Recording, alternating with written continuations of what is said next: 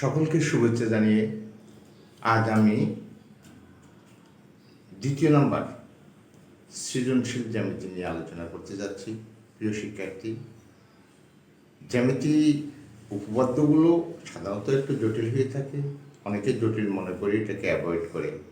আমি আশা করব আমার ক্লাসগুলো যদি তোমরা ঠিকমতো দেখো এবং ঠিকমতো অনুশীলন করো, প্রথমে খাতায় তুলে নিয়ে তারপর ভিডিওটা চালিয়ে একটু যদি মনোযোগ সহকারে দেখো, তাহলে তোমাদের জন্য সহজ হয়ে যাবে।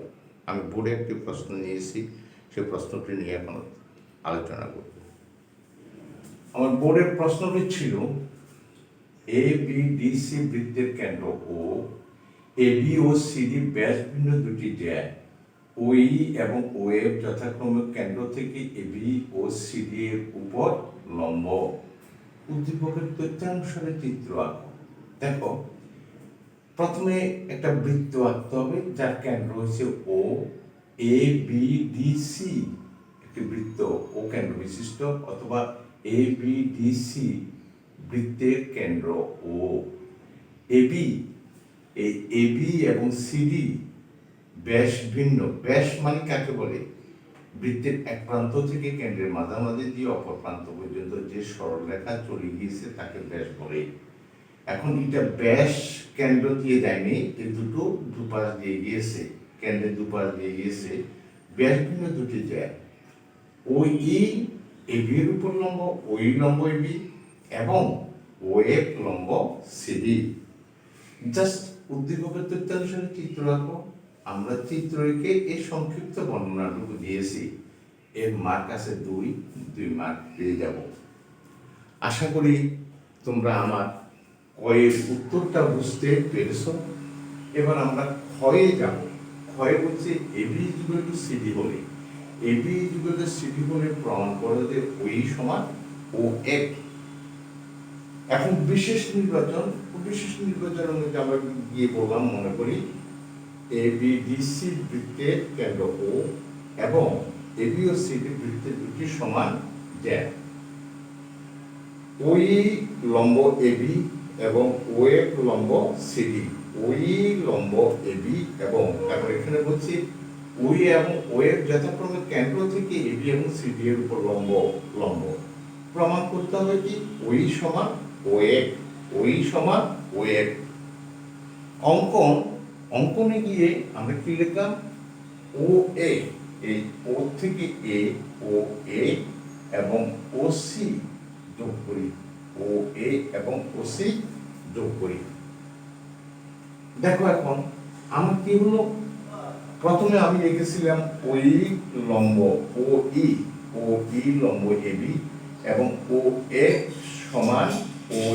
সমান CD, OF সমান CD। তাহলে এই সমান কি হবে? এই সমান BE আর CF সমান DF। কেন্দ্র থেকে ব্যাস ভিন্ন যে কোনো জ্যায়ের উপর অঙ্কিত লম্ব, জ্যায়ের উপর অঙ্কিত লম্ব যাকে সমদ্বিখণ্ডিত করে। কেন্দ্র থেকে ব্যাস ভিন্ন যে কোনো জ্যায়ের উপর অঙ্কিত লম্ব জ্যাটিকে সমদ্বিখণ্ডিত করে। সমদ্বিখণ্ডিত করলে তাহলে আমরা কি পাবো? OE সমান AE সমান BE, AE সমান BE এবং CF সমান FD, CF সমান FD। তো এইটা যদি হাফ AB, AE সমান BE, তাহলে AE অথবা BE টা হাফ AB সমান হবে এবং CF অথবা DF টা হাফ CD হবে। কিন্তু ধাপ 2 এর মধ্যে আছে কি? AB সমান CD, এটা কল্পনা। তাহলে হাফ AB, এটাকে যদি অতিক করি তাহলে হাফ AB সমান হাফ CD, হাফ AB সমান হাফ CD। হাফ AB এর মান হচ্ছে AE আর হাফ CD এর মান হচ্ছে CF, তাহলে AE সমান CF।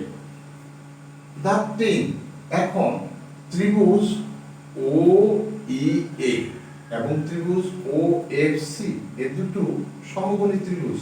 এই দুটো কি হবে? সমকোণী ত্রিভুজ। ত্রিভুজ OEA এবং OFC এই সমকোণী ত্রিভুজ দ্বয়ে অতিভুজ OA সমান অতিভুজ OC সমকোণের বিপরীত বাহুকে অতিভুজ বলা হয়। সমকোণের বিপরীত বাহুকে সমকোণের সেইটা সমকোণের বিপরীত বাহুকে অতিভুজ বলা হয়। তাহলে অতিভুজ ওএ সমান অতিভুজ ওসি, এই ওএ সমান ওসি, এটা একে আরো একটা কারণ আছে, এটা একই বৃত্তের ব্যাসার্ধ, একই বৃত্তের ব্যাসার্ধ। এই সমান সিএ, আমরা পূর্বে প্রমাণ করেছি এই সমান সিএ, এই সমান সিএ, এটা আমরা ধাপ 2 এ পেয়েছি, ধাপ 2। তাহলে এই ত্রিভুজ দুটো কি হবে? সর্বসম। সমকোণী ত্রিভুজের অতিভুজ, অতিভুজ এবং যে কোনো একটি বাহু যদি সমান হয়, ত্রিভুজ দুটি সর্বসম। যদি ত্রিভুজ যে কোনো ত্রিভুজের সর্বসম হলে তার যে কোনো বাহু বা কোণ সমান হয়। যেহেতু আমাকে বলেছে ওই সমান ওএফ সমান প্রমাণ করতে বলেছে, তাহলে ওই সমান ওএফ, ওই সমান ওএফ। আশা করি তোমরা বুঝতে পেরেছো। যদি এই যে চিত্র অনুসারে শুধু পড়তে হবে, আর এই যে বর্ণনাটা এখানেই আছে, এখান থেকে যদি একটু চেষ্টা করো তাহলে বর্ণনাটা দিয়ে দিতে হবে। অঙ্কনের মধ্যে শুধু দুটো কথা বলেছি, একটা হচ্ছে যে যোগ করেছি ওএ এবং ওসি, এ দুটো ফ্রি ছিল, এই দুটাকে যোগ করেছি। এখন ও ই লম্ব এবি আর ও এফ লম্ব সিডি যদি হয়, তাহলে এই সমান বি হবে এবং সি এফ সমান এফডি হবে। কেন্দ্র থেকে ব্যাসভিন্ন যে কোনো জায়গার উপর অঙ্কিত লম্ব যাকে সমদ্বিখণ্ডিত করে। তাহলে এইটা এই এবি রেখার অর্ধেক আর সি এফটা সিডি রেখার অর্ধেক, তাহলে এই সমান হাফ এবি এবং সি এফ সমান হাফ সিডি। প্রশ্নে দেওয়া আছে এবি ও সিডি বৃত্তের দুটি সমান দেয়া, তাহলে আমরা কি লিখতে পারি? এবি সমান সিডি, হাফ এবি, এটাকে যদি অর্ধেক করি হাফ এবি, অর্ধেক করলে হাফ সিডি, এই সমান সিএফ, এই সমান সিএফ। এখন তাহলে যেহেতু এটা লম্ব এবং এটা লম্ব, এটা সমকোণী ত্রিভুজের দুটো সমকোণী ত্রিভুজ, এই সমকোণী ত্রিভুজ দ্বয়ের মধ্যে অতিভুজ, সমকোণের বিপরীত বাহু অতিভুজ, অতিভুজ এসি সমান অতিভুজ ওসি, এই ও সমান অতিভুজ ওসি, ও এ সমান ওসি অতিভুজ, এই সমান সিএফ। তাহলে ত্রিভুজ কি বলছি? ও ই এ সর্বসম ত্রিভুজ ও এফ সি, তাহলে ওই সমান ও এফ। আশা করি তোমরা আমার এটা বুঝতে পেরেছ। যদি আমার এটা বুঝতে পেরো, এখন আমরা গয়ে চলে যাব, চলে যাব।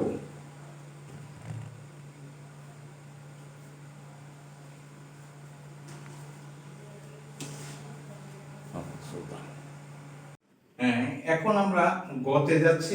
গতে বলছি আমাকে এবি গ্রেটার দেন সিডি প্রমাণ করার জন্য। তো বৃত্তটি আঁকলাম, মনে করি ও কেন্দ্র বিশিষ্ট এবি এবং সিডি দুটি যা, ও থেকে এবি এবং সিডি যার উপর লম্বদ্বয় ও ই ও এফ যথাক্রমে, এবং উদ্ধৃতি আছে ওই লেস দেন ও এফ, ওইটা ওয়েব থেকে ছোট। প্রমাণ করতে হবে যে এবিটা সিডি অপেক্ষা বড়। সবসময় মনে রাখতে হবে দূরত্ব যদি ছোট হয় এবং এটা বড় হয়, যেটা বড় হবে তার জ্যা ছোট হবে, যেটা ছোট হবে তার জ্যা বড় হবে। এখন আমরা ও এ ও ওসি যোগ করছি, ও এ এবং ওসি যোগ করি। যেহেতু ওই এবি এর উপর লম্ব এবং ওএফ সিডি এর উপর লম্ব, ওই এবি এর উপর লম্ব এবং ওএফ সিডি এর উপর লম্ব, তাহলে এই মানে হাফ এবি এবং সিএফ হাফ সিডি। এটার কারণ হচ্ছে কি? কেন্দ্র থেকে জ্যায়ের উপর অঙ্কিত লম্ব ওই জ্যাকে সমদ্বিখণ্ডিত করে। তাহলে এবি জ্যায়ের অর্ধেক হবে এই এবং সিডি জ্যায়ের অর্ধেক হবে সিএফ। ধাপ 2 এ যদি যাই, আমরা এই যে একটা ত্রিভুজ, এই একটা ত্রিভুজ আছে, এই একটা ত্রিভুজ, এটা একটা সমকোণী ত্রিভুজ। যেহেতু আমরা লম্ব এঁকেছি, এটা সমকোণ, তো সমকোণী ত্রিভুজে পিথাগোরাসের উপপাদ্য অনুসারে যদি আমরা যাই, তাহলে অতিভুজ স্কোয়ার, এই অতিভুজ স্কোয়ার সমান ভূমি স্কোয়ার লম্ব স্কোয়ার। অতিভুজ স্কোয়ার এটা হচ্ছে পিথাগোরাসের সূত্র অনুসারে, পিথাগোরাসের উপপাদ্য অনুসারে, পিথাগোরাসের উপপাদ্য উপপাদ্য অনুসারে। কেমন? উপপাদ্য অনুসারে। এই যে আমরা ধাপ দিয়ে যাচ্ছি এটা। এখন ও এর পরিবর্তে আমি লিখছি ওসি। কেন লিখেছি? ও এর সমান ওসি। এই যে বাহুটা আর এই বাহুটা, এটা হচ্ছে বৃত্তের কেন্দ্র থেকে, কেন্দ্র থেকে পরিধি পর্যন্ত দূরত্বকে ব্যাসার্ধ বলে। বৃত্তের কেন্দ্র থেকে যেদিকে আমরা টানি না কেন তার পরিধি সমান হবে, একই বৃত্তের ব্যাসার্ধ। তাই ও এর পরিবর্তে লিখেছি ওসি। আবার যখন আমরা এই ত্রিভুজে আসবো, এই ত্রিভুজের মধ্যে এটা সমকোণ, ও সি এক ত্রিভুজে এটা সমকোণ। এটা যদি সমকোণ হয়, সমকোণের বিপরীত বাহু হয়েছে ওসি স্কোয়ার, লম্ব হয়েছে ও এব স্কোয়ার, ভূমি হয়েছে সি এফ স্কোয়ার। এটাও উপপাদ্য পিথাগোরাসের উপপাদ্য অনুসারে। পিথাগোরাসের উপপাদ্য, পিথাগোরাসের উপপাদ্য, গোরাসের উপপাদ্য, পিথাগোরাসের উপপাদ্য। তাহলে আমরা কি পাচ্ছি? এটাও ওসি স্কোয়ার, এটাও ওসি স্কোয়ার। তাহলে আমরা কি দেখলাম? এখানে দেখলাম ও ই স্কোয়ার প্লাস এ স্কোয়ার, আর এখানে ও এব স্কোয়ার প্লাস সি এব স্কোয়ার। তাহলে এই সাইড সমান এই সাইড। এটা 1 নাম্বার দিয়ে রাখলাম। ধাপ 3। এখন আমাকে বলা হয়েছে ও ই লেস দেন ও এফ, ও ই লেস দেন ও এফ। এই জন্য লিখেছি ও ই লেস দেন ও এফ ওয়াই। যদি এটাকে আমরা বর্গ করি তাহলে ও স্কোয়ার লেস দেন ও এফ স্কোয়ার। ও স্কোয়ার আর ও এফ স্কোয়ার, ও স্কোয়ার বুঝাইতে আমরা এইটুকু বুঝলাম, এই যে ও স্কোয়ার এবং ও এফ স্কোয়ার এর মধ্যে যদি ও স্কোয়ারটা ও এফ স্কোয়ার থেকে ছোট হয় তাহলে 1 থেকে পাওয়া যায়। দুটো যেহেতু সমান, এটা যদি এর চেয়ে ছোট হয় তাহলে এইটা এর চেয়ে বড় হবে। যেমন 3 যোগ 5 সমান 5 যোগ 3। এখন এই 3টা যদি 5 অপেক্ষা ছোট হয়, এই 5টা 3 অপেক্ষা বড় হবে। 3টা যদি 5 অপেক্ষা ছোট হয়, এই 3টা যদি 5 অপেক্ষা ছোট হয় তাহলে এই 5টা 3 অপেক্ষা বড় হবে।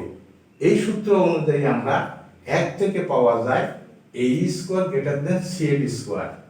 যদি বর্গমূল করি তাহলে A greater than C F, A greater than C F. এই সমান আমরা কি পাচ্ছিলাম? Half AB. দেখো এই সমান ধাপ 1 এর মধ্যে আছে এই সমান হাফ এবি। তাহলে এই মান লিখেছে হাফ এবি, আর সি এফ এর মান পেয়েছি হাফ সিডি। ধাপ 1, ধাপ 1। উভয় পক্ষ থেকে যদি আমরা হাফটাকে বের করে দেই, বের করে দিলে কি হবে? AB greater than CD, AB greater than CD. আশা করি তোমরা যদি একটু খেয়াল করো তাহলে প্রত্যেকে স্ব স্থান থেকে ভালো রেজাল্ট করবে। আমি মনে করি যদি এই জিনিসগুলো আসে তাহলে তোমাদের আটকিয়ে থাকার কথা নয়। যেমন আজকে আমি এটা দিয়েছি, এরপর আরো একটা জিনিস, আরেকটা দাম কি আছে তার লোভ আমি সৃজনশীল আকারে তোমাদেরকে দেব। তোমরা যদি প্রতিনিয়ত আমার চ্যানেলটিকে দেখো এবং অনুশীলন করো তাহলে তোমরা উপকৃত হবে। আমি তোমাদের কাছে একটা কথা বলবো যে আমার যে জ্যামিতিগুলো এখন আমি সৃজনশীল আকারে দিচ্ছি এগুলো প্রথমে কপি করে নেবে, কপি করে নিজে আগে খাতাটার মধ্যে দেখে নেবে। দেখার পর তারপরে তুমি এর সাথে ভিডিওটার সঙ্গে চিত্র অনুযায়ী আমার দেখা অনুযায়ী তোমরা যদি অনুশীলন করো তোমাদের জন্য খুব ভালো হবে বলে আমি মনে করি। সকলকে শুভেচ্ছা জানিয়ে আজকে এখানেই শেষ করছি।